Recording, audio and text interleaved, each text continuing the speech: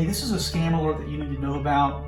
It's related to COVID-19 and the stimulus checks that people are all kind of anxious to get. So stay tuned real quick. I'm going to put some links below, even from the Department of Homeland Security related to this. This video is brought to you and sponsored by East to the West Marketing.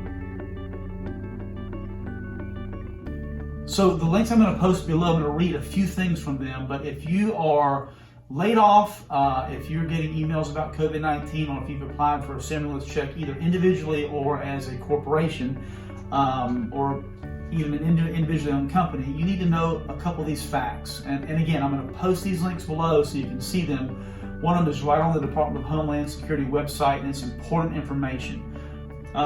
Here's 3 facts, really 4, that you need to know. No one from the government will call or email and ask for your social security number. That's not a way for them to validate anything. 2 is no one from the government will ask for your bank account number or your credit card numbers. Never.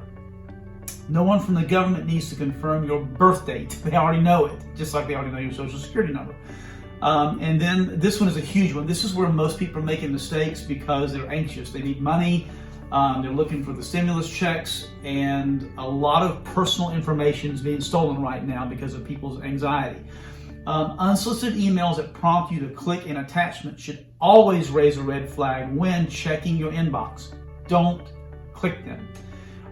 If you receive calls, emails, or other communications claiming to be from the Treasury Department and offering COVID-19 related grants or stimulus payments in exchange for personal finance information, or an advance fee or charge of any kind, including the purchase of gift cards, please don't respond. They are scams. And then that's the link I'm going to post below that. You contact the FBI if that happens to you. And then I'm going to post a link for those scams. I'm going to scroll down a little bit. I want you to hear a couple of numbers that were kind of mind-boggling to me. Checkpoint is a security device and service that puts security on your networks. So if you work for a corporation or if you're in IT at all, you've probably heard who Checkpoint is. Checkpoint tallied more than 30,103 new coronavirus-related site registrations. 131 of those sites were identified as malicious, with malware, with things to try to steal your information off of your computer. And 2,777 were suspicious. That's a huge number.